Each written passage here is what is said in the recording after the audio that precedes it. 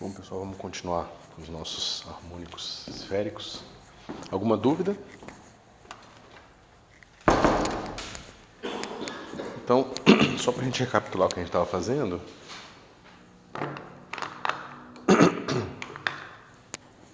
nós queríamos normalizar aqui propriamente os polínomos associados de Legendre.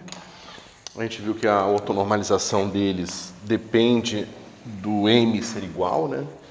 Então, só para lembrar aqui vocês, a gente estava querendo fazer integrais do tipo de 0 a π, de 0 a 2π, do que, né? A gente tinha aquela f, que a gente viu que dependia de L e M, e a gente tinha aqui a nossa G, que dependia de N, né? Nós sabemos que aqui o nosso produto interno tem que entrar um complexo conjugado aqui. Deixa eu escrever melhor. Essa aqui é uma função de θ, e essa aqui é uma função de φ, certo?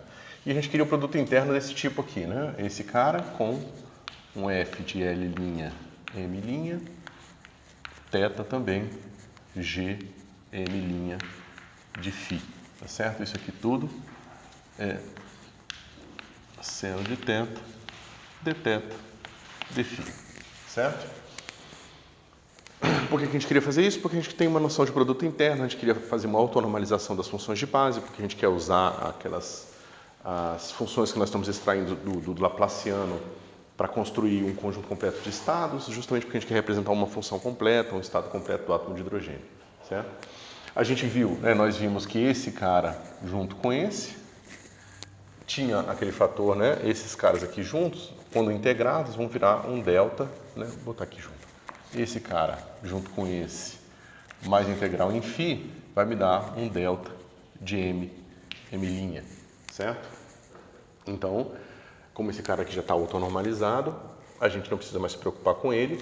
E agora esse M e esse M' tem que ser o mesmo, ou seja, a gente reduziu o nosso problema agora a uma integral de 0 a π de f L M estrela de θ, f L' M de θ, seno de θ dθ, certo? Ou seja, a nossa integral, ela veio para essa integral aqui de baixo, os m são iguais, tá certo? E agora a gente precisa calcular uma certa normalização para o nosso polínômio associado de Legendre, certo? Então, isso aqui, né, saiu como uma integral de menos 1 a 1, porque eu troquei o θ por cosseno de θ, né, que a gente chamou de μ. Então, nossa integral ficou essa integral aqui, PLM de μ, PL' M de μ dμ, certo? Então, essa é a integral que a gente precisa fazer. Bom, o que nós vimos aqui é que essa integral ela vai ser igual a 0 se L for diferente de L', certo? Então, o que faltou fazer é descobrir quanto que é essa integral quando L for igual a L', ok? Então, essa integral vai ficar assim, integral de menos 1 a 1 de PLM μ dμ quadrado, né? Que é o que nós queremos fazer. Bom, isso aqui vai ficar quanto, pessoal? A gente tem um termo de 1 sobre 2L, quer dizer, 2 elevado a 2L, L fatorial ao quadrado. Todo mundo lembra desse termo aqui? Esse termo vem justamente da definição do PL, tá? Do PLM. Então, a definição do PLM tem aquelas derivadas e tem a normalização, aquela normalização entre aspas, que nós introduzimos para os polínomos de Legendre, tá certo? E isso nos dá essa primeira expressão aqui. Falta a gente fazer o quê? Essa integral de menos 1 a 1, 1 menos μ elevado ao quadrado elevado a m, certo? E a gente tinha toda essa brincadeira aqui. D L mais M, D L mais M, de x elevado ao quadrado menos 1 elevado a L, vezes a mesma coisa. D, posso botar um quadrado aqui, para simplificar aqui. Dμ. É μ, não é x não. É que eu fiz de um jeito aí. Era isso? Bom, e aí? Como é que a gente resolve isso?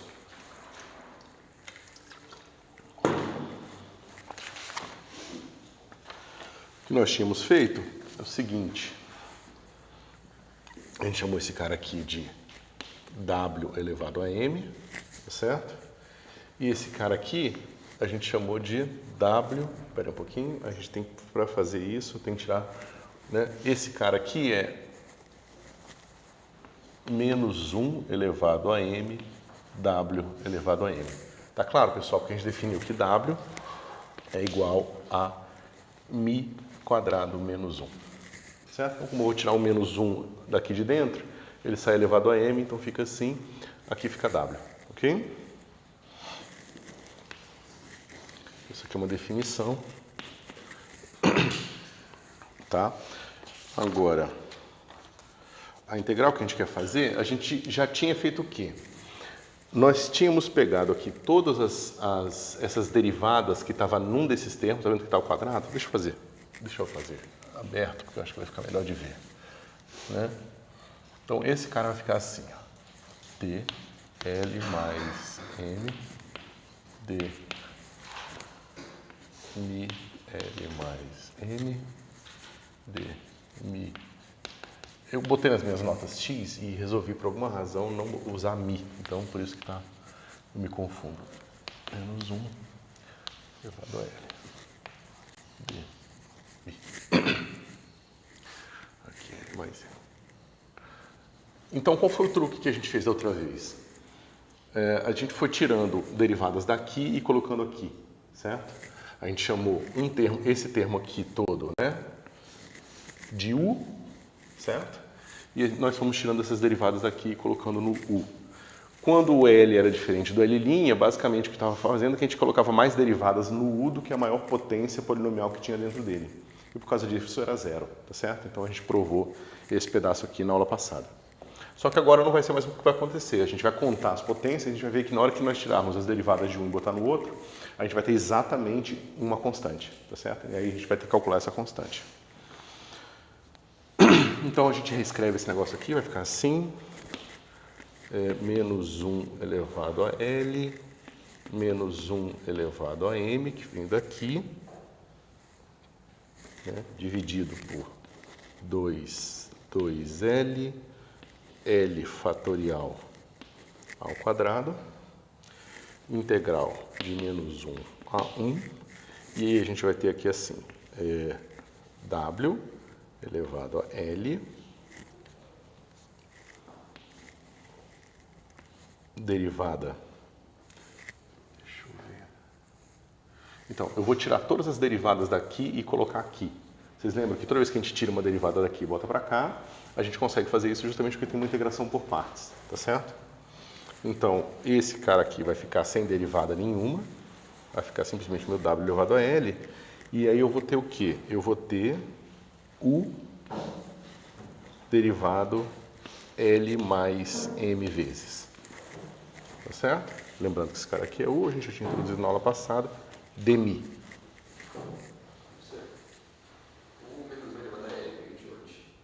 Oi? Menos 1 elevado a L de hoje. Eu não entendi a sua pergunta. Menos 1 elevado a L da constante fora da integral. Ah, esse cara aqui vinha do... Ué. Ah, eu errei. Espera um pouquinho.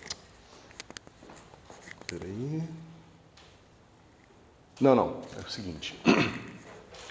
Nesse caso aqui, o que acontece quando eu tiro uma derivada daqui e trago para cá? Toda vez que quando eu faço uma integração por partes, essa integração por partes vai ser feita com um fator de menos 1, certo? Então, se eu faço isso aqui L mais vezes... Então, tá, o erro foi o seguinte, eu esqueci que isso tira esse termo. Tá? Na verdade, é assim, ó.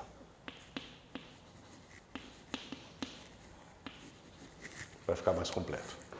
Toda vez que eu tiro uma derivada daqui e coloco lá, eu faço uma integração por partes. Eu preciso fazer isso L mais M vezes. Então, eu vou ter um termo de menos 1 elevado a L mais M. Só que eu já tinha esse cara aqui, tá certo? Então, esse cara ficou menos 1 elevado a 2M, fica positivo, sobra só o menos 1 elevado a L, certo? Então, esse cara aqui era o W, né? Esse cara aqui era o meu W elevado a L, que estava diferenciado L mais M vezes. E eu tirei essas derivadas e fui colocando no U. E obtive esse resultado final aqui, ok? Bom, a dificuldade agora é a gente calcular essa integral final, tá certo? Mas qual é a vantagem aqui? Qual a maior potência desse termo aqui? Né? Ou seja, deixa eu escrever aqui. Espera um pouquinho. Tem uma coisa errada. Ah, não, tá aqui. Então, eu tenho o U, que tem esses dois caras aqui. O meu U, eu vou ter a diferenciação desse produto complicado aqui, certo?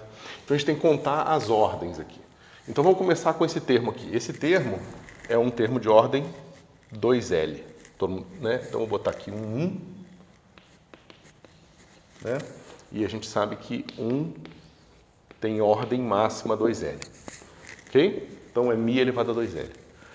Quando eu diferenciar esse negócio aqui, quando eu pegar esse pedacinho aqui, que vai ser meu 2, com a ordem desse negócio aqui, então vai ser, deixa eu fazer uma seta, vai para 2, que vai ser o quê? 2L menos L mais M, certo? Ou seja, isso aqui vai ser igual a L menos M, ok? Ok. Espera aí que tem uma coisa estranha aqui. Vou fazer uma derivada de L mais M. Aqui eu tenho uma derivada de L mais M. Então fica 2L menos L mais M. Só que aqui agora eu vou multiplicar. Ah, tá. Ok, agora com o termo 3, ou seja, quando eu botar esse 3 aqui, que vai ser a potência desse com essa derivada multiplicada por esse cara aqui, eu tenho 3, que vai ser igual ao que eu tinha ali, que é L menos M, só que esse cara aqui tem potência 2M, mais 2M, certo? Isso aqui tem potência L mais M, ok? E finalmente eu tenho isso tudo aqui, ou seja, o meu U, ele vai ter um termo polinomial com a maior potência dele vai ser L mais M, certo? Só que eu estou diferenciando ele L mais M vezes. Certo? É o que a gente já tinha notado da outra vez, quando a gente falou que isso aqui era zero, porque a gente estava diferenciando esse cara aqui com L' maior que o L. Certo? Bom, então isso aqui vai me dar o termo 4. Tá certo? Que vai ser justamente 4, que vai ser L mais M menos L mais M, ou seja, esse cara tem potência 0, vai ser um termo constante. Bom, pessoal, qual é a vantagem desse negócio ser um termo constante? A gente não precisa se preocupar com nenhuma potência de mi. A gente só precisa pegar o termo de mais alta potência e ver o que acontece quando a gente diferenciar ele todo esse número de vezes aqui, seguindo esse padrão. Ao final disso, a gente vai ter o termo constante, ou seja, a gente vai saber que constante é essa aqui. Ok? Bom, o que acontece com esse cara aqui? Eu vou fazer o seguinte, o meu 1, agora é o valor dele, vai ser uma coisa assim. O maior termo dele é 2L, aí vai ser 2L menos 1, 2L menos 2, até eu chegar no quê? 2L, né? Quando eu diferencio N vezes, o menor termo que eu tenho aqui é o número que eu tinha na potência menos N mais 1. Né? Porque, por exemplo, se eu derivo uma vez, é a potência inteira. Né? Se eu derivo duas vezes, então é a potência vezes a potência menos 1. Né? Então é sempre menos a minha derivada mais 1. Tá certo? Então fica menos o número de vezes que eu vou diferenciar, que é L mais M mais 1. Todo mundo concorda com isso? Deixa eu ver se eu concordo também. Concordo. Ok? Então, o meu 1 aqui, a primeira fase, ele vai me dar o quê, pessoal? Isso aqui vai ser 2L fatorial. Só que, veja, para isso aqui ser realmente fatorial, para ser 2L fatorial, eu teria que ir multiplicando até chegar no 1. Mas eu não fiz, eu parei aqui. Então, se eu parei aqui, é a mesma coisa de eu chegar com essa expressão 2L e dividir por esse resto aqui. Tá certo? Todo mundo consegue acompanhar isso? E o que é o resto que eu estou dividindo? É 2L menos L mais M. Todo mundo concorda com isso aqui? Porque esse cara vai subtraindo, subtraindo, até chegar nesse. Dali em diante vai cortar exatamente com o que tem aqui embaixo. Certo? Ou seja, 1 vai dar pra gente 2L fatorial dividido por L menos M fatorial. Certo? Mas veja, isso aqui foi só essa primeira diferenciação aqui. Ok? A gente sabe que o termo de maior potência dentro de 1, quando diferenciado L mais M vezes, vai dar um termo de maior potência que a gente fez aqui, de L menos, potência L menos M. Tá certo? Mas agora eu vou fazer o produto com esse termo de maior potência que está aqui, que é μ elevado a 2m, ou seja, eu vou ter novamente agora dentro desse termo aqui, um termo de maior potência de L mais M, tá certo? Só que é um termo de maior potência L mais M, que eu estou diferenciando L mais M vezes, tá certo? Ou seja, esse vai ser o termo que eu vou obter aqui em 3, ou em 4, na verdade, vai ser o quê? 2L fatorial dividido por L menos M fatorial vezes L mais M fatorial.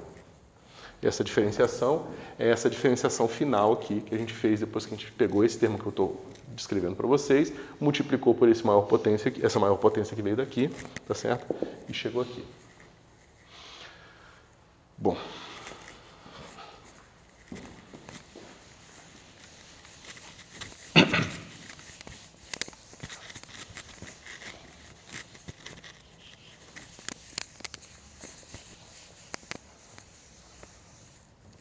Esquecendo alguma coisa. Ok. Tá. Ok. Então, o que vai faltar para a gente, pessoal? Esse pedacinho é mais chato, que é o seguinte. A gente fez esse monte de diferenciação aqui. Sobra essa integral para fazer, certo? Então, a gente precisa fazer integral de menos 1 a 1 de μ quadrado menos 1 elevado a L de μ. O problema dessa integração é que, deixa eu ver, a fórmula completa dela a gente tira direto em termos de funções beta. Só que funções beta geralmente não é um negócio que vocês já viram, tá certo? Aí, eu não sei se vale a pena a gente tentar fazer na unha, sabe? A gente pode fazer com o binômio de Newton, e aí integra termo a termo, depois soma, mas esse é um negócio complicado, porque essa soma no fim vai ser em termos... A gente tem que transformar esse somatório numa função gama. Deixa eu pensar, se eu só apresento aqui a função beta para vocês...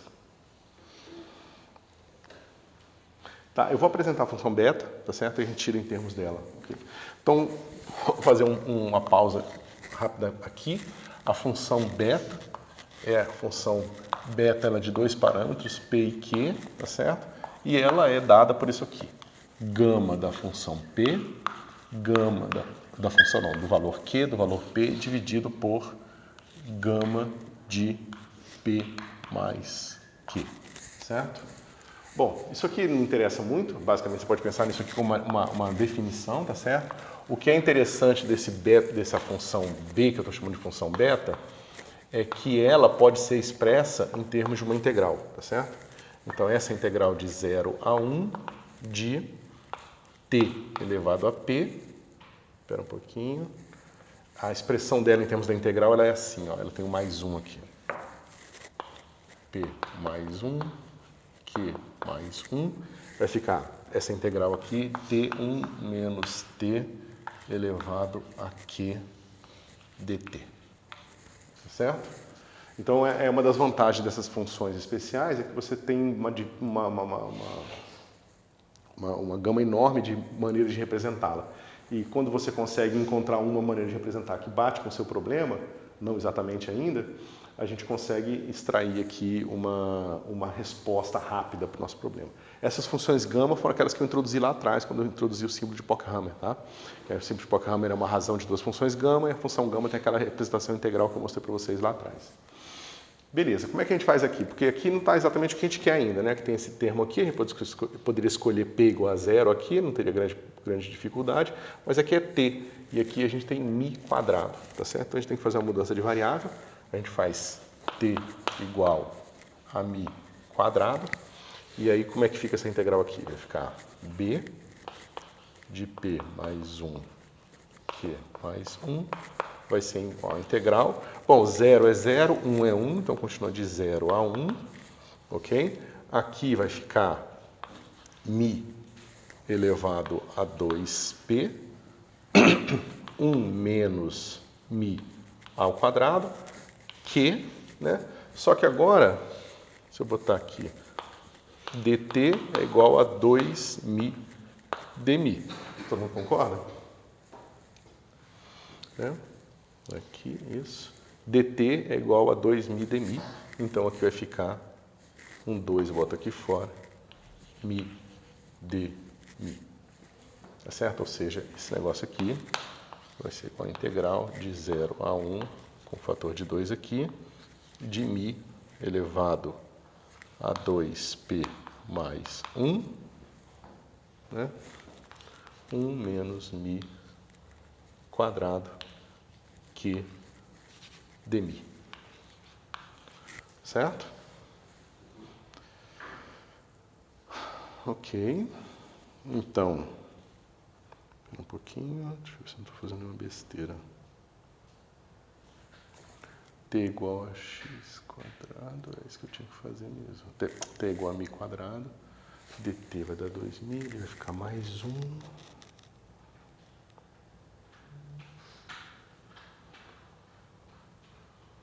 Por quê? Tem alguma coisa errada aqui.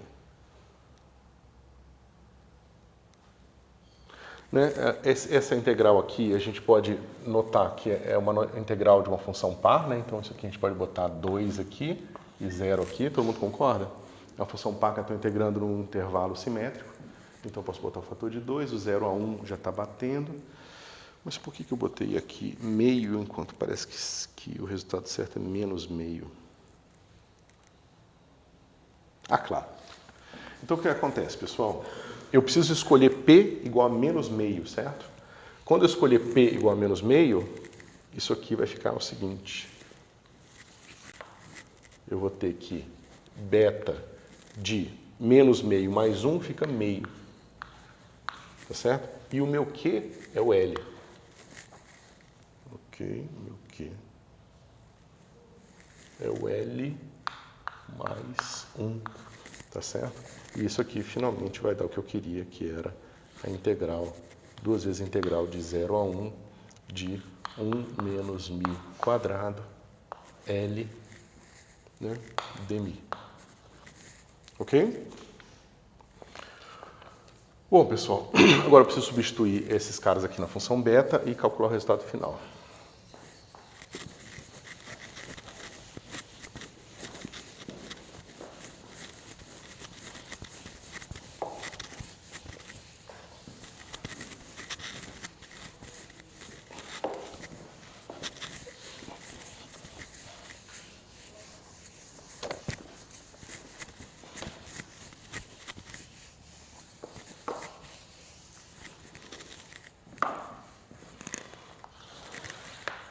Então a gente tem aqui função beta de meio L mais 1, tá certo? Isso é negativo. Oi? Isso é negativo. Não, justamente eu estava me confundindo antes. O P, ele tem que ser menos meio. Só que aqui é P mais 1. Certo? Então, mais 1 menos meio dá meio. Ok, então, deixa eu ver se eu não estou fazendo uma besteira. Para dar o cara certo, tem que ser L mais 1, porque é Q mais 1 que tem aquela potência. E é isso, tá? Então, aqui vai ser de meio, ok? Isso aqui eu não vou mostrar como calcula, mas isso aqui vai ser raiz de π, ok? E aqui vai ser o meu Q agora é L mais 1 dividido por gama de L mais 3 meios, tá certo? Bom, deixa eu pegar aqui. Agora, é chato mostrar isso. Deixa eu ver. Eu vou ver se eu encontro uma maneira melhor de mostrar esse negócio aqui, porque agora eu tenho que usar várias propriedades da função gama que também vocês não sabem. Eu vou botar o resultado aqui final.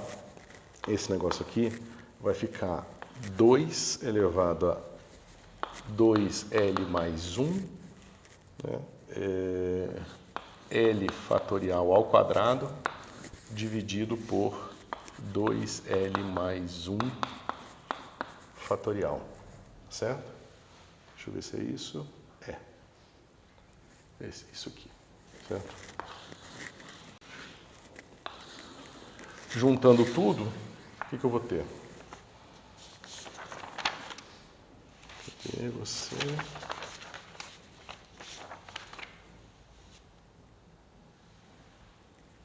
Tá, um pouquinho. Okay, então eu vou ter o seguinte, eu vou ter, deixa eu ver como é que eu escrevo, o meu F, L, M de θ, o meu G, M de φ vai ser igual ao quê? Então eu tenho os termos de normalização que eu tinha antes, deixa eu botá-los aqui. Menos 1, isso aqui já foi.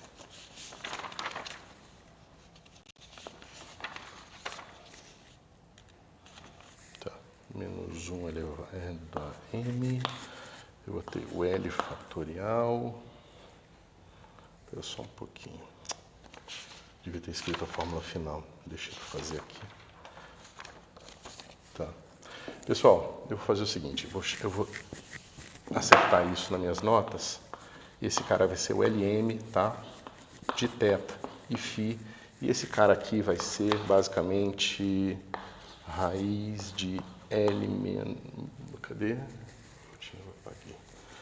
O L menos M, tá?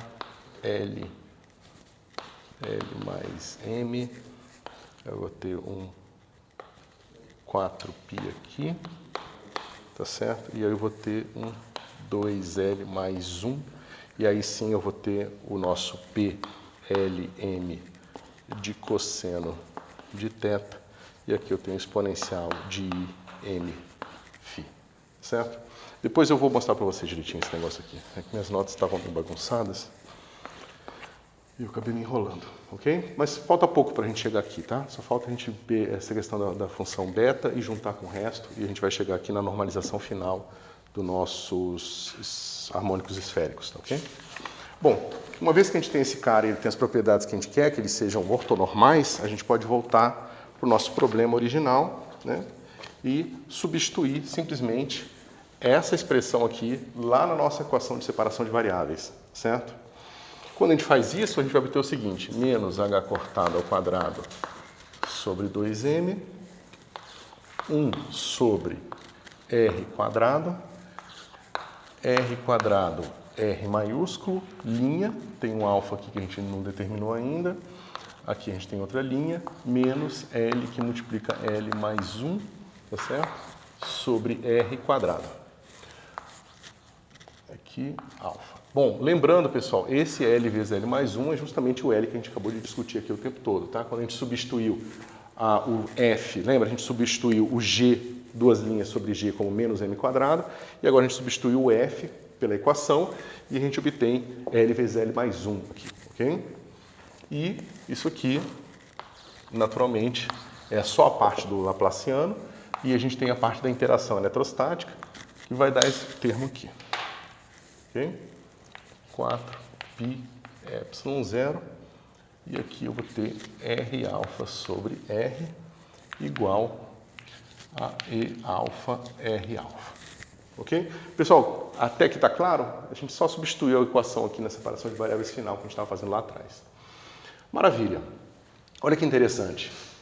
A gente tem aqui um problema radial, que basicamente vai conter a informação vai conter as informações sobre os níveis de energia, já que o problema tem simetria esférica. Então, a única coisa que pode diferir é como que esse problema, como que a probabilidade do elétron difere com o raio, né? Muda com o raio.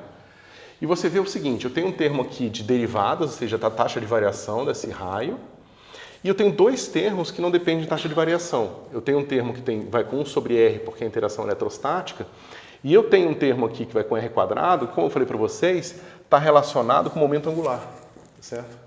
Então é uma coisa mais ou menos esperada, né? Você tem aqui um termo de momento angular, que está meio que jogando essa partícula para longe, tá certo? E eu tenho um termo atrativo aqui, eletrostático, tá certo?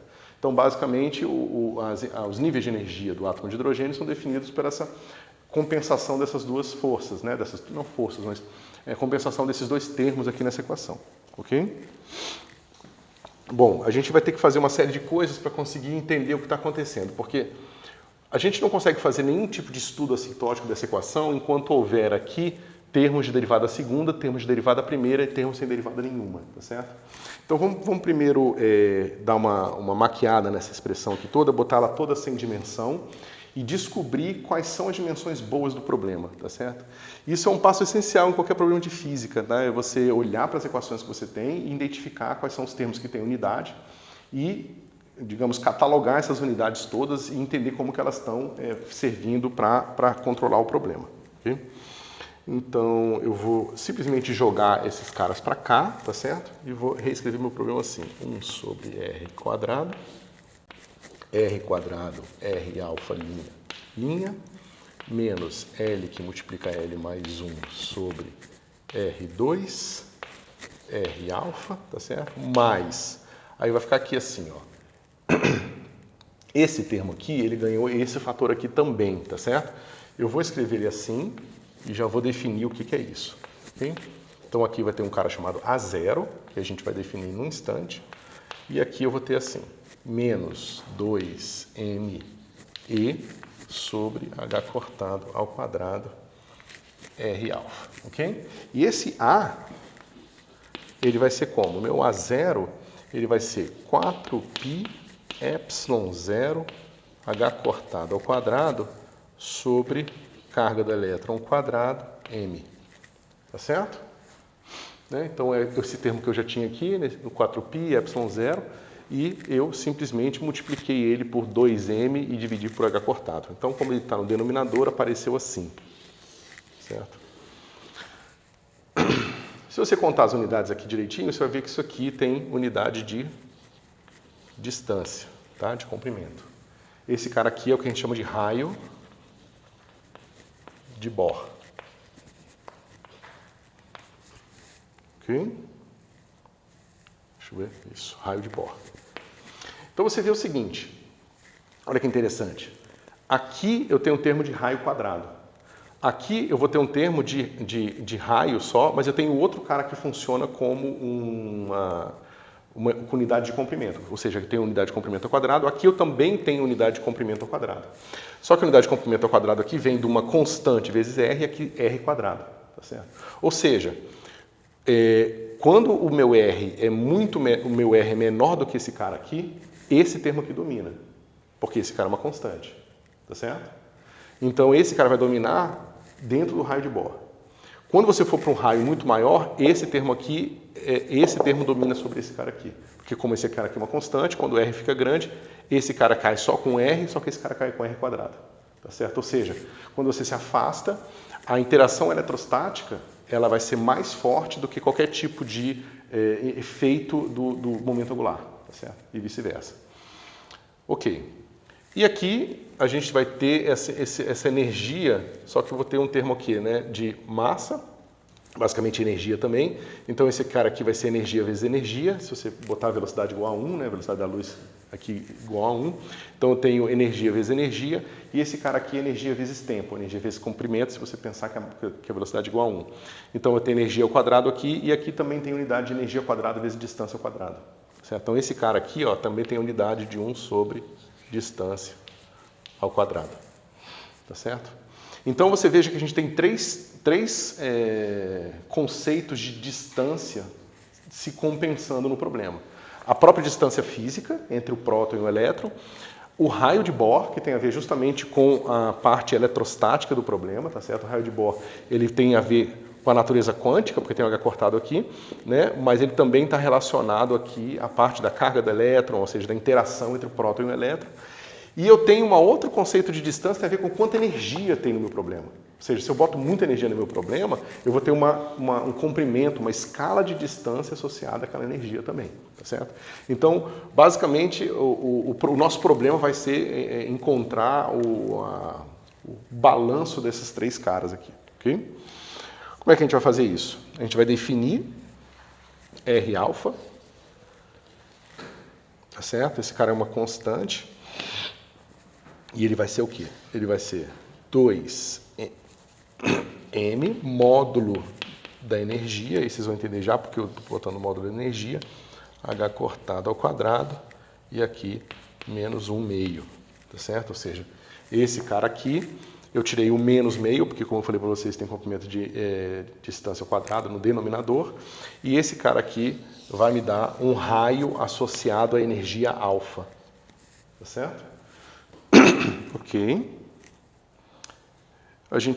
O que nós vamos fazer agora é reescrever todo mundo em termos dessa energia. Ok? Como é que a gente pode fazer isso?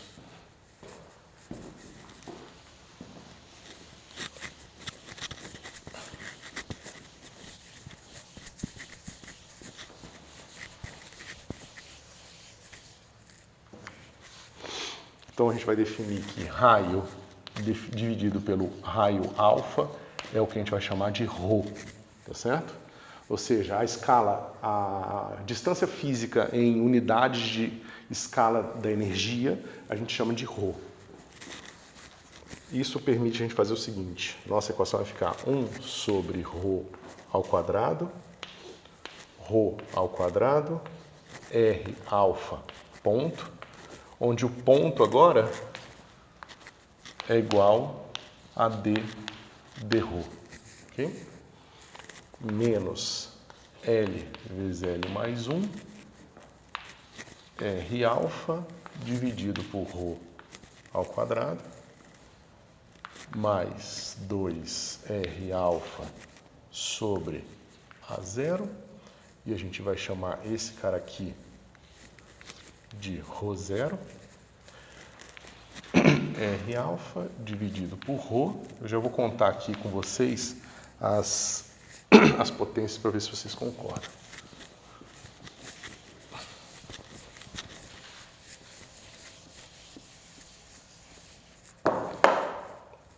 Aqui, pessoal, eu vou ter o seguinte, menos o sinal de R alfa.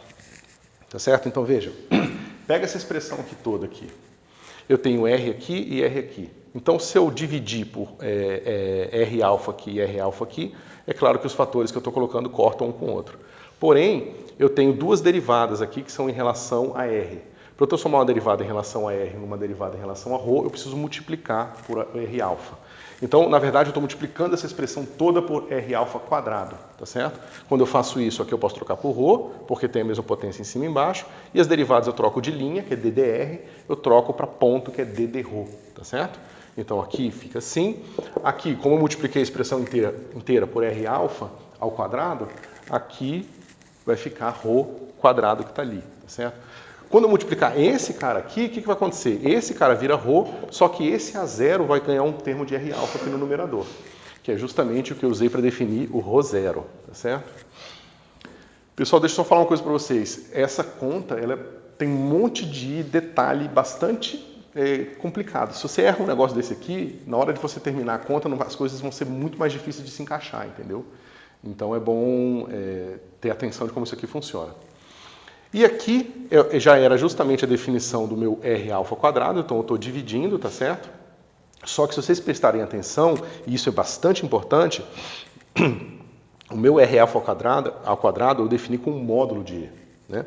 E por que isso aqui é importante? Porque aqui não é o módulo, aqui é o próprio E alfa, tá certo? Então o que vai entrar aqui é o sinal de E alfa, ok? E vocês vão ver que o sinal de E alfa muda tudo, tá certo? Dependendo se a energia for negativa ou energia positiva, o tipo de solução que a gente tem para essa equação é diferente, tá certo? Ok. Que tem esses rótulos altos? Tem o quê? Esses rótulos altos. Porque a gente não sabe ainda como é que a gente vai caracterizar essa energia, tá certo? Eu poderia deixar a própria energia como rótulo, certo? Mas a gente vai eventualmente ver que a energia é discretizada numa certa circunstância. E como ela é discretizada, a gente vai adotar aquele alfa para ser, digamos, a gente vai escolher quem é aquele rótulo, entendeu? É porque, por exemplo, aqui vocês vão ver que o átomo de hidrogênio ele é totalmente degenerado, a energia é degenerada em L e em M. Significa que para uma mesma energia você tem diversos valores de L e M que dão aquela mesma energia, tá certo? Mas, quando você, por exemplo, introduz correções relativísticas, você vai ver que você vai quebrar essas degenerescências aqui. Então, o rótulo que caracteriza a energia, antes era só N, passa a ser NL, depois NLM, dependendo das correções que você coloca. Então, você não sabe a priori como que você caracteriza os seus autovalores da energia, entendeu? Isso é uma coisa que você vai descobrindo passo a passo. Primeiro você descobre que existe o M, que é uma variável de separação, descobre que ele é discretizado, depois você descobre que tem o L, que sempre aparece como L vezes L mais 1, que também é discretizado, e agora a gente vai descobrir como é que esse último rótulo se comporta, entendeu? Ok. Bom, essa equação eu posso abrir ela ainda mais uma vez, vai ficar assim. R alfa ponto, ponto, mais, quando a derivada bater aqui, vai ficar 2, alfa não, ρ, ρ,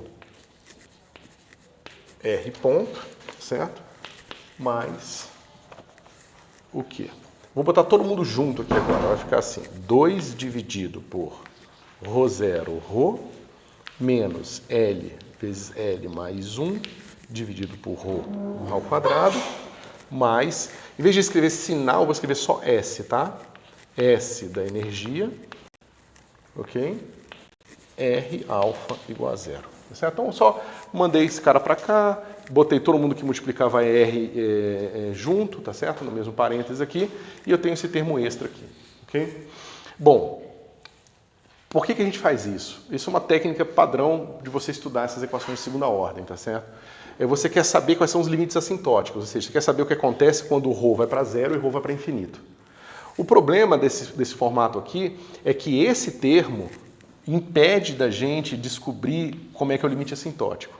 Por quê? Porque você pode falar assim, esse termo cai com ρ e esse termo cai com ρ ao quadrado. Então, se eu falar para o ρ indo para infinito, eu só preciso considerar esse, ou na verdade eu posso até olhar para esse cara aqui e ver que esse cara aqui, na verdade, é o único que não vai para zero quando o ρ vai para infinito. Então eu jogo fora esse, e estudo só o que acontece quando eu tenho esse termo e esse termo aqui. O problema de fazer isso é que você não sabe o que está acontecendo com R ponto.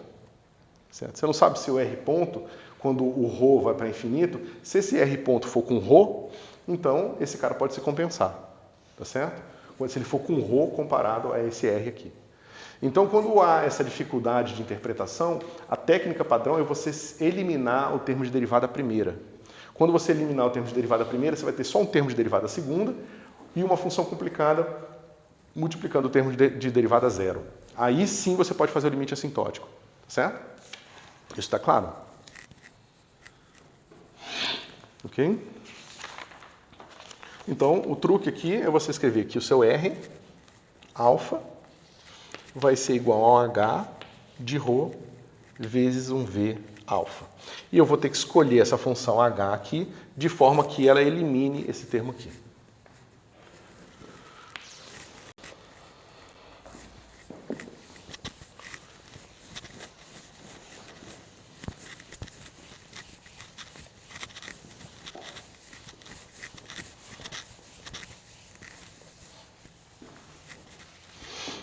Ok. Então, como é que fica esse negócio aqui, pessoal? Deixa eu já botar o primeiro aqui. Então, meu R alfa ponto vai ser igual a H ponto V alfa mais H V alfa ponto, tá certo? E eu tenho meu R alfa, 2 pontos, vai ser a derivada desse negócio aqui.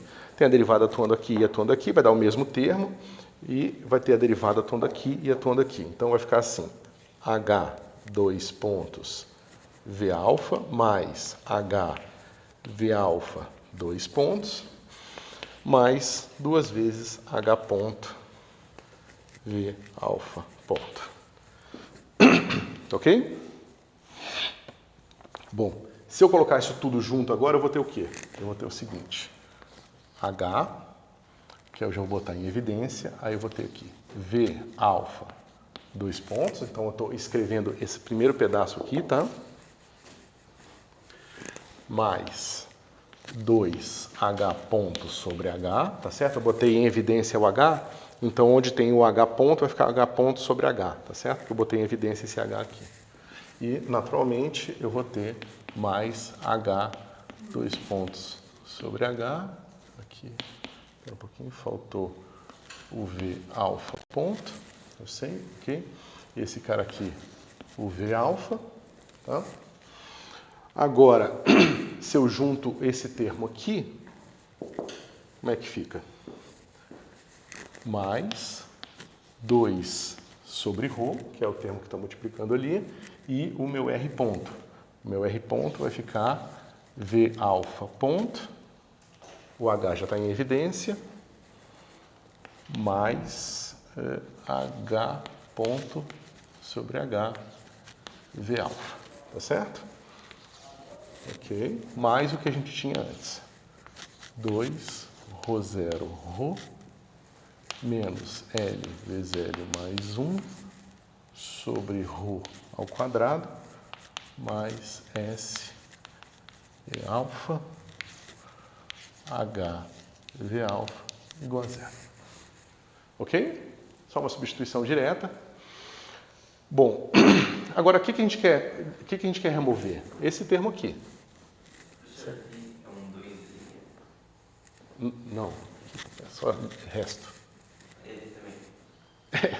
É resto também. Aí como coincidiu, eu fiquei pensando. Que 2 linhas é esse, né? Um 2 um pouco diferente. Não, é só isso mesmo. Então, o que a gente precisa para nos livrarmos desse termo aqui? Né? Eu tenho um termo que é assim, ó. 2H ponto sobre H, e aqui eu tenho mais 2 sobre ρ. Espera aí, tem alguma coisa errada. Não, pode ser assim. 2H ponto sobre H. Ah, não, é besteira. E aqui vai ficar só 2 sobre ρ, V ponto. Isso, só esse pedaço aqui. Né? Então eu tenho 2H ponto sobre H, e aqui eu tenho 2 sobre ρ, também multiplicando V alfa. E aqui multiplicando V alfa ponto, multiplicando V alfa ponto. Eu quero que isso aqui seja zero. Né? Como é que fica esse negócio aqui? Né? Eu quero que H ponto sobre H seja igual a menos ρ, menos 1 sobre ρ. Isso aqui implica que H, quer dizer, não implica porque eu posso resolver isso de outras formas, mas uma maneira simples de resolver esse negócio aqui é simplesmente H igual a ρ. Todo mundo concorda com isso? Deixa eu só ver a segunda, onde teria uma constante. Né? Aqui eu poderia botar qualquer fator de proporcionalidade, tá certo? Porque como vai aparecer em cima e embaixo, tanto faz. Mas aí a gente escolhe esse cara aqui igual a 1 só por simplicidade, ok? Mas é questão de sinal. Ia ficar positivo de uma negativo do outro. Espera um pouquinho. Tipo, H ponto seria 1.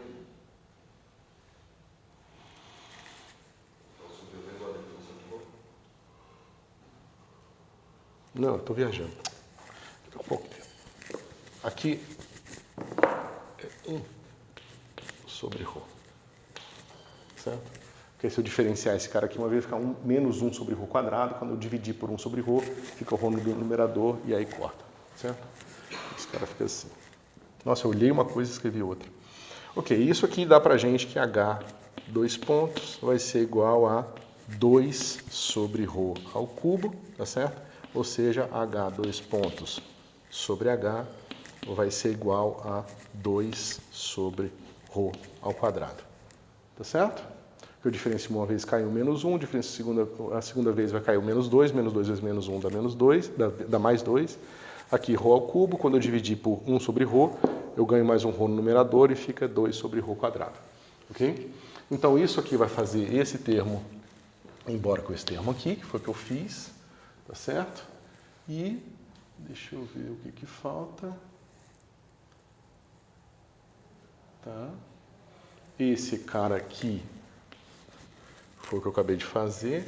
Esse cara aqui dá 2 sobre ρ quadrado, tá certo? E esse cara aqui é menos 1 sobre ρ, certo? Só que menos 1 sobre ρ vezes 2 sobre ρ é menos 2 sobre ρ. Então, esse cara aqui vai embora com esse cara aqui. Ok?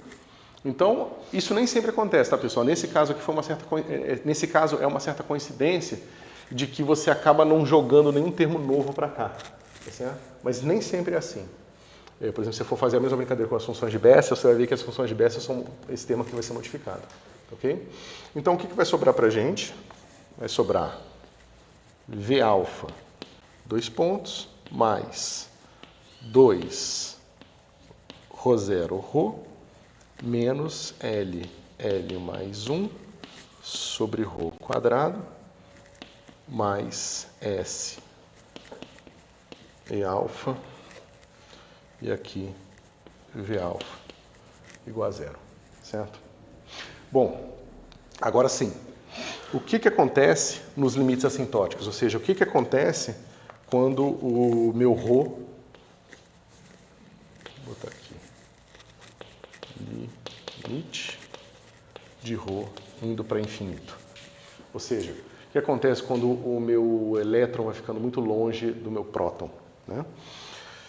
Esse cara aqui vai ficar assim, V alfa, 2 pontos. Aqui, pessoal, não tem mais ambiguidade, entendeu? Ou seja, você sempre pode escolher um ρ grande o suficiente, porque esse cara aqui vai ser um sinal, vai ser mais ou menos 1, tá certo? Então, você sempre pode escolher um ρ grande o suficiente para que esse número aqui seja muito menor que esse. Por mais que o L possa ser muito grande, dado um L fixo, você sempre encontra um valor de ρ aqui, onde esses dois termos são desprezíveis em relação a esse cara aqui, tá certo? Quer perguntar alguma coisa? Não, é que ele estava com a mão levantada. Tá. Então, eu tenho esse cara aqui. E aí, pessoal, como é que é a solução desse negócio? No limite assintótico. Ou seja, isso aqui vai me dizer mais ou menos como é que é o comportamento dessa função V lá longe do elétron, do próton. Né? Como é que é?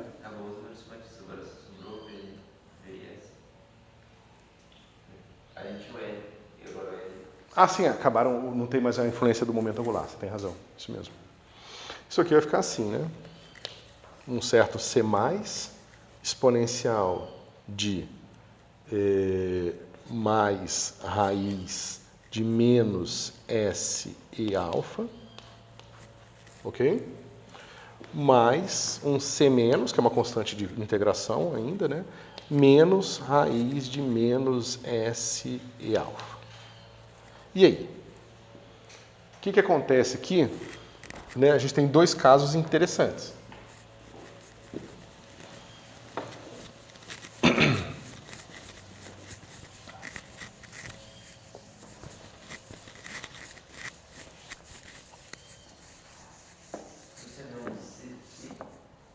É um C+ e um C-.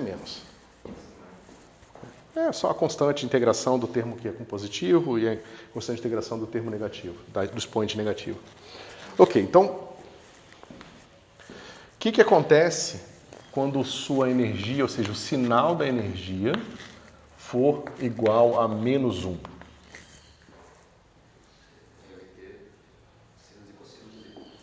Não, menos 1. Então vai ficar exponencial positiva e negativa, tá certo? Bom, mas uma exponencial negativa e positiva, a gente pode escolher, por exemplo, a negativa, tá certo? Desculpa, faltou o ρ aqui, né? Faltou uma parte importante, senão é uma constante a solução. Então, se o meu sinal da energia for negativo, né, significa que eu tenho uma solução que é uma solução concentrada. O que eu quero dizer com solução concentrada? Uma solução que vai para para zero quando você se afasta, tá certo? Ou seja, que tipo de estado físico vocês acham que isso aqui vai descrever? Lembra, a gente... Bom, vocês não tem como saber muito isso, porque vocês não viram isso em mecânica quântica, mas basicamente o módulo da nossa função de onda aqui, ó, ele vai ser a probabilidade. Tá? A probabilidade de encontrar um cara no raio, no ângulo e no φ. Tá certo? A gente está olhando esse pedaço aqui da probabilidade. Então, se eu tenho uma probabilidade que vai para zero rapidamente quando eu me afasto da origem, o que isso está dizendo para a gente? Que eu tenho um estado que está concentrado ali em torno da origem, certo? Oposto ao quê? Porque, né, isso aqui é um lado aqui da brincadeira. Oposto ao sinal da energia igual a 1. Certo? Aí vocês perguntam, bom, mas o que significa esse cara aqui? Porque quando eu pegar esse cara, eu vou ter agora senos e cossenos. Mas seno e cosseno oscila para sempre, não tem limite. Você pode, né, aumentar o seu ρ à vontade, que o comportamento é sempre o mesmo. E o que significa isso? O que significa a probabilidade de alguma coisa ser dada em termos de senos e cossenos ao infinito? Vocês já viram física quântica? Em moderna? Vocês viram onda plana? Não é que o professor estava falando da função de onda, que vai se propagando só a parte não deu, porque ela tipo, era infinita e tal. Daí você soma todos os senos e tem uma parte não dura. É isso? Não é exatamente assim, mas é por aí. Ou seja, quando você estudar o limite de uma função de onda que não tem que a probabilidade de você encontrar ela na posição é igual em todos os pontos, você vai descobrir que o comportamento vai ser assim, senos e cossenos, certo? Ou seja, é uma distribuição de probabilidade que tem a mesma probabilidade em todos os pontos do espaço. Então ela não é mais uma probabilidade propriamente dita, ela é uma distribuição, tá certo? Vocês vão ver que isso não é um vetor no espaço de Hilbert, na verdade é um vetor no espaço associado ao espaço de Hilbert, né, que é um espaço um pouco mais complicado, mas quando você tem esse tipo de comportamento oscilatório, sem decaimento, sem nada, no infinito, é sinal de que você está pegando uma descrição de uma partícula livre, tá certo? E o que isso está dizendo para a gente? Que tipo... Pode falar. Faz sentido, tipo, por exemplo, eu não consigo entender, porque daí, se ela tem probabilidade igual de estar em qualquer lugar, então... A probabilidade é zero. Esse é um problema. E o outro... então, se é zero, então... Porque existem infinitos lugares para ela estar. Ela sumiu, mas aí também... Não, ela sumiu não. Ela tem a mesma probabilidade de estar em todos os pontos do espaço. O problema é que quando o seu espaço é infinito, o número de pontos dele é infinito. Então, se a probabilidade é igual, então é 1 dividido por infinito. Então, a probabilidade é zero. Mas então também significa, tipo, se eu tenho um átomo aqui, tirei o elétron dele, ele pode aparecer lá no Japão, por exemplo. Isso, é exatamente essa é essa a conclusão correta. Você pode pegar um átomo de hidrogênio e jogar luz nele, jogar um laser, ele excita e dependendo da quantidade de energia que você deu para ele excitou, ele decai e volta a ficar ligado. Então ele estaria sendo descrito por um estado desse tipo aqui. Então eu excitei ele, aumentei a energia dele, mas não o suficiente para a energia dele ficar positiva. Então ele não foi arrancado do elétron, né, do próton, ele voltou para o próton. Agora, você consegue rapidamente imaginar uma situação onde a energia que eu dou para esse elétron é tão grande, que ele é arrancado do próton e acaba lá no Japão. E no Japão ele é uma partícula livre. Ele não está mais, a interação dele com o próton é irrelevante. Então você precisa ser capaz de descrever 2 tipos de fenômeno associado ao átomo de hidrogênio. Os fenômenos envolvendo os estados ligados, como eu falei para vocês, são esses estados com energia negativa, tá certo? E os fenômenos com estados não ligados, ou seja, fenômenos de espalhamento. É aquele negócio, você pode pegar um elétron que está preso no próton, dar muita energia para ele acaba no Japão sem interação, ou seja, não está mais no estado ligado. Ou você dá um pouco de energia para ele, ou você joga o elétron passa próximo ao próton e vai embora. Ou seja, a Lua está no estado ligado da Terra. Mas um asteroide que passa perto da Terra e depois vai embora não está no estado ligado. São esses 2 tipos de fenômeno que você precisa descrever. Na mecânica clássica, esses 2 fenômenos meio que estão misturados, a gente não separa. Na mecânica quântica a coisa fica muito evidente porque o espectro do operador que descreve a interação, ele tem um lado que vai ser, a gente vai mostrar daqui a pouco, vai ser discreto, e um lado que vai ser contínuo. E isso caracteriza estados ligados e estados livres. E como é que funciona, por exemplo, então, nessa interpretação, um elétron se movendo do jeito clássico, assim, com velocidade e tal, Deus sei onde ele está, onde ele vai. Tipo, como que ele descreve os elétrons livres em um fio? Se ele pode estar em todo lugar, como que eles não ficam sumindo do fio em corrente, por exemplo, sabe? É porque o fato de você poder ter uma função de onda que descreve um elétron com a mesma probabilidade de estar em todos os pontos do espaço, não significa que os elétrons físicos que estão dentro de um fio tenham tal função de onda. Geralmente as funções de onda das partículas que a gente conhece estão em estados muito concentrados, certo? Então, assim, o elétron que você emite de uma fonte qualquer, ele vai ter uma probabilidade que vai ser uma distribuição ali em torno de um certo centro onde ele foi criado, entendeu? E é claro que esse limite que eu estou descrevendo para você, ele acontece geralmente em situações ideais. Então, por exemplo, se você sabe que o seu elétron originalmente está aqui, assim, você tem uma gaussiana, você fala, o seu elétron inicialmente está aqui em Mi é ruim, vamos chamar de x0. Ele está aqui em x0 com um desvio padrão de sigma aqui, certo? Então vocês vão ver pacote de onda lá em mecânica quântica. Vocês vão ver que um pacote de onda que começa assim, a variância desse pacote de onda vai aumentando. Ou seja, eu sei que o elétron está aqui originalmente. Quando o tempo passa, a equação de Schrödinger mostra pra gente que esse elétron ele aumenta a probabilidade de estar em outros mais lugares. E no limite, quando o tempo vai para infinito, esse negócio vira uma onda plana exata. Entendeu? Então a probabilidade de você encontrar ele em qualquer lugar... Porque veja, você não pode saber simultaneamente posição e velocidade, pelo princípio de incerteza de Heisenberg, certo? Então, se eu não sei exatamente a velocidade desse cara aqui, significa que ele pode ter alguma velocidade. Então, se ele está aqui e pode ter alguma velocidade, significa que quando passa tempo, ele tem que aumentar a região onde ele pode estar, entendeu? É claro que isso tudo está sendo levado em consideração de forma precisa dentro da equação de Schrödinger. Aqui eu estou só simplesmente argumentando com você, tá certo? Mas é basicamente isso que faz com que, em geral, um pacote de onda ele aumenta quando passa o tempo. É claro que você pode preparar um pacote de onda muito especial que, na verdade, colima quando passa o tempo. Ou seja, você vai sabendo cada vez mais precisamente onde o elétron está, ele sempre vai chegar numa posição mínima e depois voltar a se abrir, certo? Que é o princípio da mecânica quântica que, quando a gente aplica na cosmologia, dá o tipo de cosmologia quântica que a gente descreve o universo por ricochete, por exemplo. Então, essa distribuição assim vai se expandindo, porque eu sei que ele saiu, mas não sei em direção e sentido que ele se move e tal. É uma incerteza geral, né? Você não sabe... se você soubesse exatamente a velocidade e a posição, você sabe que se ele estava aqui, depois de um tempo ele está aqui. Agora, do ponto de vista clássico mesmo, esquece um pouco a mecânica quântica, você está fazendo uma descrição aqui de uma probabilidade clássica. Se a sua probabilidade clássica não diz exatamente nem posição nem velocidade, quando passa tempo, a tendência de uma partícula livre é ficar cada vez mais incerta a posição dela. Sim, vai formando tipo uma esfera de incerteza Isso. potencial, né? Essa é exatamente o que acontece.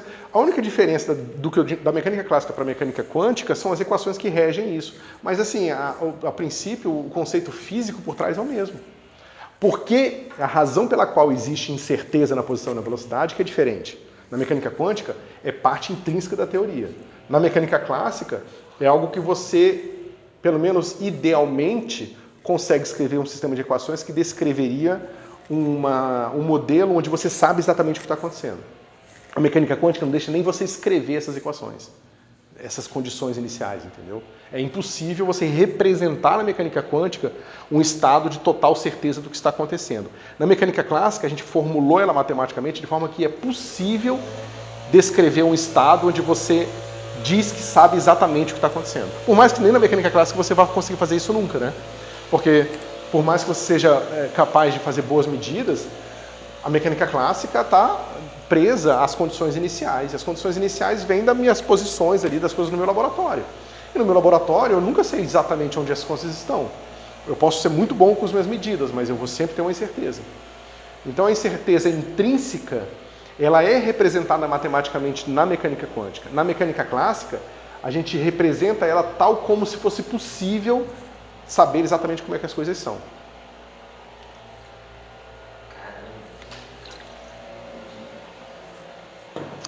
Bom, e aqui o importante para vocês nesse curso é entender como que vocês conseguem, através da interpretação de equações diferenciais ordinárias e parciais, extrair essa grande gama de informações.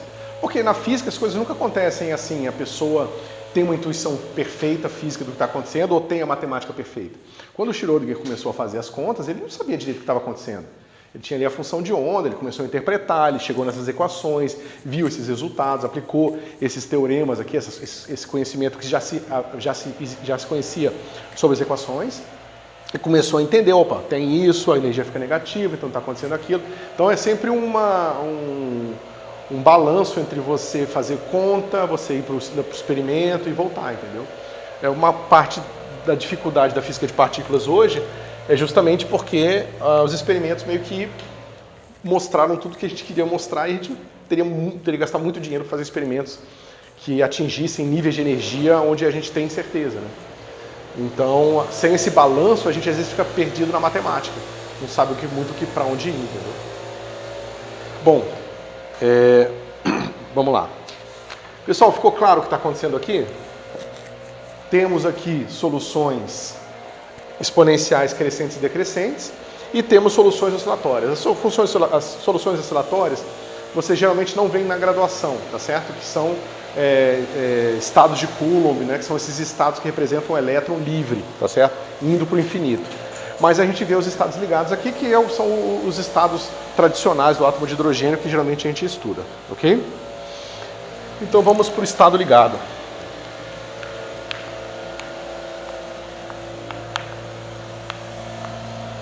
Ou seja, os estados com essa energia aqui.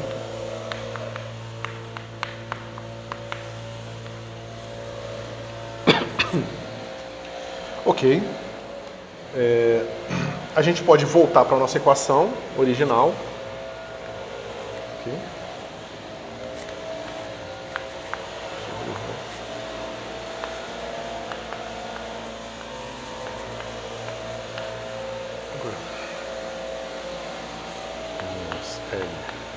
Mais 1 sobre o ao quadrado.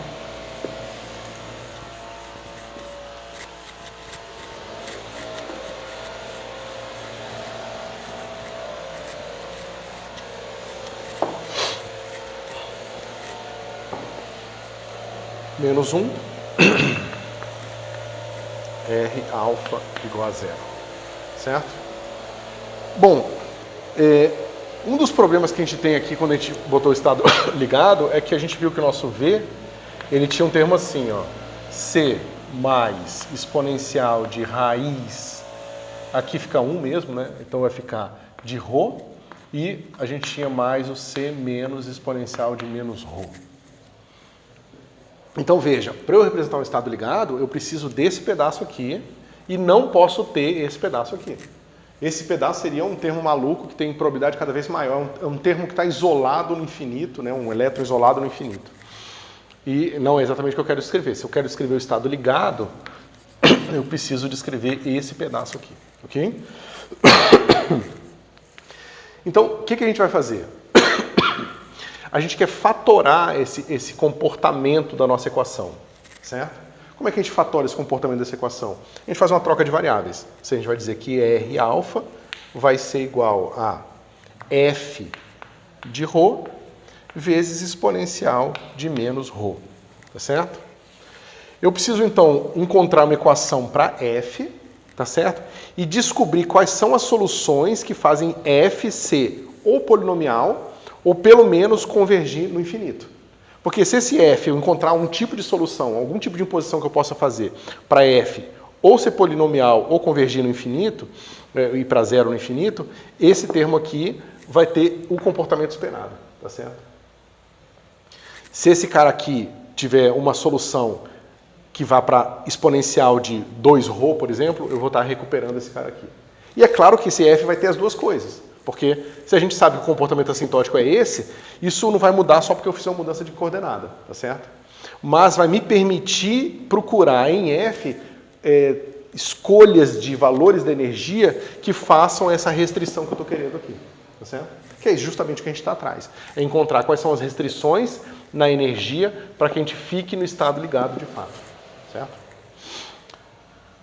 Bom, então a gente vai substituir aqui, vai ficar assim, exponencial de menos ρ, ou seja, a derivada segunda desse cara aqui é simplesmente exponencial de menos ρ, então vai ficar assim, f alfa, 2 pontos, menos 2 exponencial de menos ρ é f alfa ponto, tá? Estou só diferenciando esse cara aqui e já o substituindo aqui em cima, tá ok? Mais exponencial de menos ρ, f alfa, tá certo? Mais 2 sobre ρ, que é esse termo aqui, vai ficar menos exponencial de menos ρ, f alfa, mais exponencial de menos ρ, f alfa ponto. Né? Então, isso aqui foi a derivada primeira desse cara aqui, que eu substituí aqui, mais, aqui não muda muita coisa, ρ0 sobre ρ, menos L mais 1 sobre ρ quadrado, e aqui menos 1, tá certo? Exponencial de menos ρ, f alfa igual a 0, certo? Bom, pessoal, se eu fatoro justamente a minha exponencial decrescente aqui, não é surpresa nenhuma que o termo que fez ela aparecer, que é o termo do limite assintótico, que é esse termo aqui, vai ser eliminado. Então esse menos 1 aqui vai ser o quê? Menos 1 exponencial de menos ρ, f alfa. E aqui eu tenho mais 1 exponencial de menos ρ, f alfa. E ele veio justamente porque essa aqui veio da derivada segunda desse cara aqui. E a derivada segunda desse cara aqui, independente do sinal que eu coloquei aqui, vai dar sempre mais aqui. Então é natural, eu fiz, na verdade, o que a gente fez leva naturalmente à eliminação desse termo aqui, certo? Ok. Sobre essa discussão que a gente estava tendo da propagação infinita, a gente consegue detectar partículas que vêm do Sol em lugares que elas não deveriam chegar? Por exemplo, a partícula alfa, ela sofre esse efeito? Ou não? Tudo na natureza sofre esse efeito. Então, por exemplo, ela pararia lá na primeira camada atmosférica, né?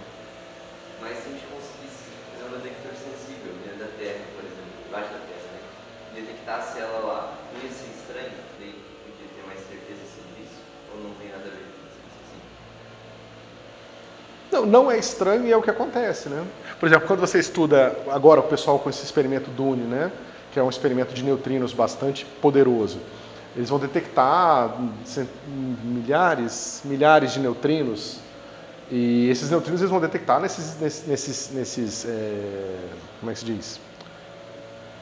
Os detectores estão enterrados, né? Eles estão dentro eu não sei se minas, eu não sei exatamente como é que é esse experimento. Mas eles ficam justamente isolados, porque como o neutrino tem pouca interação, ele se comporta como se tivesse como se fosse uma partícula livre. O problema da partícula alfa ou do fóton é porque ele interage com os baryons, então ele vai interagir com a atmosfera, vai interagir com o ar, vai interagir com tudo, entendeu? A não ser que ele esteja, sei lá, uma energia para ser uma radiação na escala gama, por exemplo, ou altíssimas frequências, aí ele começa a ver as coisas transparentes, né? Ele começa a não interagir. Mas, em geral, a gente tem essas partículas de altas energias e a gente mede isso aqui. Isso aqui é hiper conhecido, isso aqui com certeza acontece, entendeu? Isso é a parte básica Na verdade, parte do problema da computação quântica é isso. Os estados, eles vão ficando cada vez mais incertos. Então, o seu computador quântico ele precisa de algum tipo de comportamento imposto sobre ele para manter a coerência dos estados. Senão esses estados todos vão ficando misturados, incertos. Então você tem um bit quântico e outro bit quântico. Se depois de 5 minutos os bits estiverem totalmente correlacionados, Aquilo ali, sabe, é difícil de ser usado. Então você precisa construir poços potenciais complicados ali na sua estrutura do seu material, justamente para evitar que esse tipo de coisa aconteça, ou para controlar esse tipo de coisa. Por exemplo, os estados do átomo de hidrogênio são interessantes justamente porque eles são estáveis. Não acontece aquilo. Uma vez que o elétron está preso ao próton, ele está naquele estado e fica lá para sempre. Não tem incerteza sendo acumulada com o tempo. Tá certo?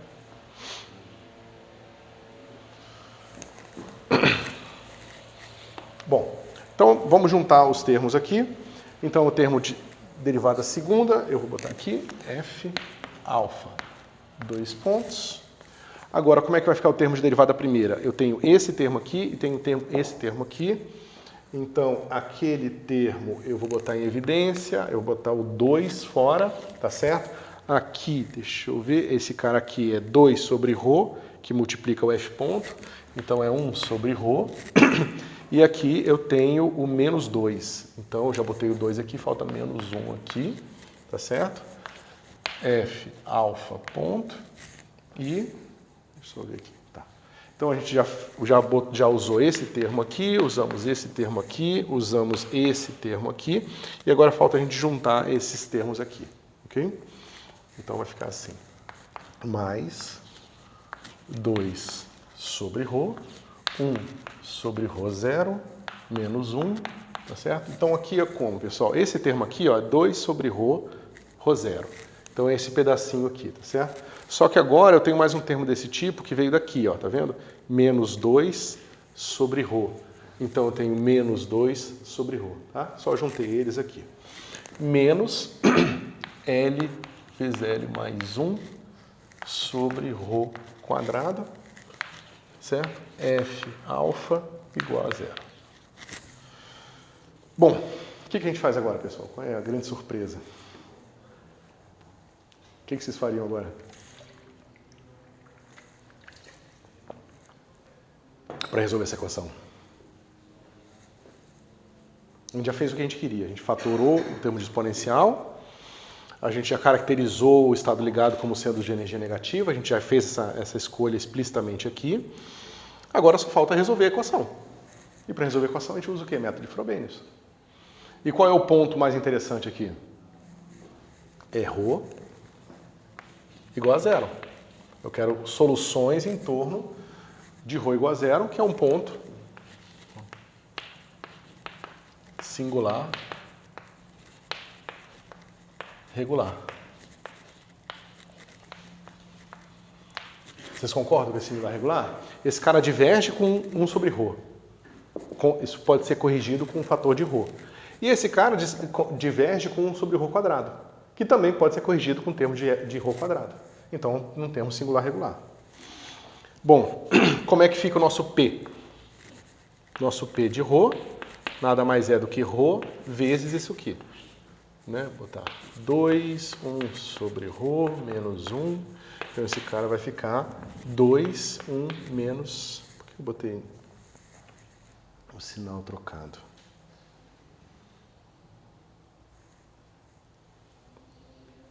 Peraí, que estranho.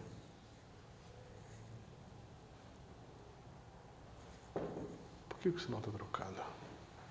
Ponto singular, regular. Singular, regular. Ponto singular, regular, isso. Ué.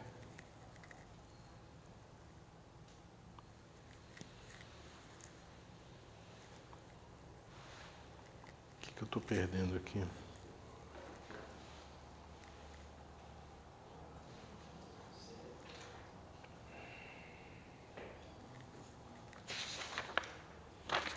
Porque, bom, se eu pegar esse cara aqui, vai dar... Ah, claro, burrice minha. É porque o ρ multiplica aqui, o ρ fica ρ menos 1, tá certinho. É isso mesmo. Tá? Então, nada demais, eu só me confundi com as minhas notas. E esse cara aqui eu multiplico por ρ quadrado. Então, o meu Q de ρ, eu já vou multiplicar direto, vai ficar assim. Cadê você? 2, 1 sobre ρ0, menos 1, vezes ρ, menos L vezes L mais 1. Ok? Bom, pessoal, então a gente precisa agora extrair a série de potência desse negócio, os dois em termos de série de potências, em torno de P e de ρ igual a zero, certo? Vê se vocês acompanham, se vocês não entenderem, vocês me perguntam, tá? Então o meu P, zero, que é a potência do termo zero aqui, vai ser menos 2. Ok? O meu P1 vai ser igual a 2. Opa, está ao contrário. Aqui, P0. Que estranho. É que aqui está errado. Ó, 2 vezes esse cara vai ficar 1. E aqui é menos ρ, tá? Então aqui é 2 e aqui é menos 2. Pronto. E Pn maior que 1 igual a 0. Ok? Pessoal, isso aqui é sempre importante. Não deixem para ficar fazendo a fórmula toda vez. Tá? Apliquem a fórmula. Porque se vocês tiverem que fazer isso aqui na prova e forem tentar lembrar, fazer essa brincadeira toda aqui na hora, vocês vão ser incapazes, tá? Não vai dar certo. Okay? O meu Q0 vai ser o quê? O meu termo zero de potência zero, ou seja, o termo que não envolve ρ, esse cara aqui, vai ficar menos L. Essas fórmulas de P, professor, de P e Q que você está pensando agora? Não. O que eu digo é, encontra a equação diferencial que você quer resolver, determina o ponto singular regular, encontra quem é P e quem é Q em torno daquele ponto e extrai os coeficientes da série de potência. Aí você sabe exatamente como construir o seu polinômio indicial, você sabe que as raízes do polinômio indicial vão controlar as soluções de Frobenius, e aí você consegue aplicar as soluções de Frobenius. Quando você não faz isso, você simplesmente fala F é igual a uma série de potência de R mais alfa, e substitui aqui direto, você tem que fazer todo o trabalho de identificar o primeiro termo, encontrar o polinômio indicial lá dentro, descobrir que um significa uma raiz, outro significa outra. Esse trabalho aqui ele já está todo feito na fórmula. A gente fez isso em aula umas 2, 3 vezes, entendeu? E aí, você solidificando esse conhecimento anteriormente e aplicando ele depois, viabiliza fazer conta, né, que você precisa fazer, que normalmente você não conseguiria, tá certo? E não é uma questão só de prova ser importante, pessoal. Vocês têm que entender que quando vocês forem fazer física, de verdade, saber como uma coisa funciona dentro do seu cérebro é diferente de ter acesso à informação num livro ou na internet. Porque na hora que você está pensando quando você vai resolver um problema ou modelar alguma coisa, você não tem acesso simultâneo a tudo que tem na internet. Mas você tem acesso, seu cérebro tem acesso ao simultâneo ao que ele tem dentro dele, entendeu? Então na hora que você for modelar alguma coisa, você fala, se eu usar essa função, vai ter esse comportamento, vai acontecer tal coisa. Então você consegue pensar. Se você simplesmente sempre, como é que se diz, necessitar acessar uma fonte externa, você não vai ser capaz de modelar nada, entendeu? E física é modelagem. Se você não for capaz de fazer isso aqui, você não vai ser capaz de fazer física, entendeu?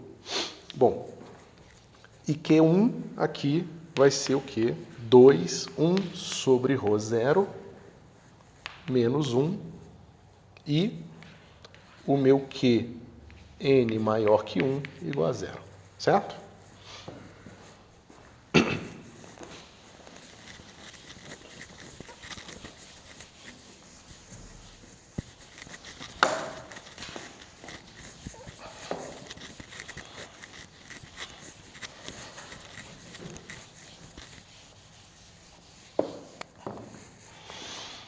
Bom,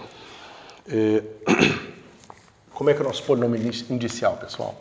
O π vai ser sempre assim, né?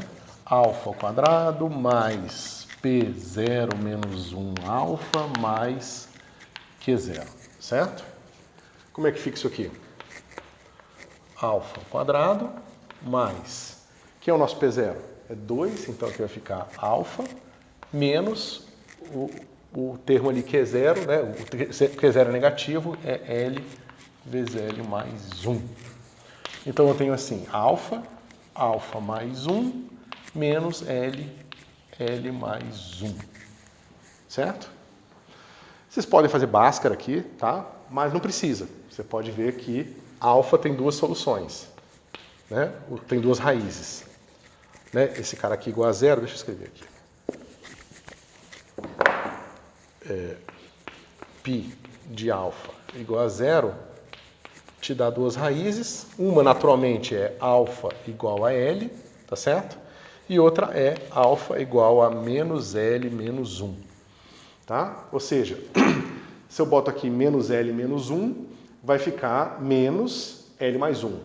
Aqui vai ficar menos L menos 1 mais 1, vai dar menos L. Então, menos, né, 1 mais L vezes menos L vai dar o mesmo termo daqui, L vezes L mais 1. Certo? Vocês podem fazer isso, eu acho que é bastante simples. Então, você tem essas duas raízes aqui. E aí? Agora, a gente vai aplicar o nosso polinômio indicial, π, né, de alfa mais k, a k vai ser igual a menos o somatório, novamente é a fórmula, tá? Lembra, a gente estava usando o formato do nosso, aqui a gente estava usando k, indo de 0 até n menos 1. Mas lembra que eu mostrei que tinham dois formatos. Aqui o formato mais conveniente é esse outro, tá? Que a soma vai de 1 até k. Só se vocês voltarem lá nas aulas, tem essas duas fórmulas, tá? Aqui vai ficar Pn, alfa mais k menos n, mais Qn, e aqui AK menos N. Ok? E como é que fica isso? Vamos substituir aqui. Ó, só vai sobreviver quando N for igual a 1. Por isso que ali é mais fácil, tá? Porque você já pensa direto que o N é igual a 1, então o meu P1 dá menos 2 e o meu Q1 dá isso aqui, tá certo? Então eu já vou botar o menos 2 em evidência e vai ficar assim, ó. 2, aí eu multiplico esse cara aqui, que vai ser, né? É só esse P1 aqui que eu estou botando. Vai ficar alfa mais K menos N, ok? Menos, porque é o menos que estava aqui fora, eu botei aqui dentro. 2, que é esse termo aqui. 1 sobre ρ0 menos 1 a K menos 1. Tá certo? Por quê? Porque o único N que sobrevive é quando o N for igual a 1. Por isso que é mais conveniente aqui, tá certo? Usar aquela forma. A outra funciona, tá, pessoal? Tanto faz. Mas para vocês exercitarem as duas coisas, às vezes vale a pena usar as duas. Então, quando o P1 só o P1 e o Q1 são diferentes de 0. Dali para frente, todos os outros são 0. Certo? Então, só sobra esse pedaço aqui. Bom, o que a gente pode fazer aqui? A gente tem que A, K, vai ser igual a 2 vezes, que eu já boto em evidência. Aí eu vou botar todo mundo junto aqui, tá certo? Vai ficar assim. Alfa menos 1 sobre ρ0, tá certo? Esse cara aqui. Ué, cadê? Espera um pouquinho, o que eu estou perdendo aqui? Alfa, K menos N. Por que eu acho que eu estou perdendo um termo?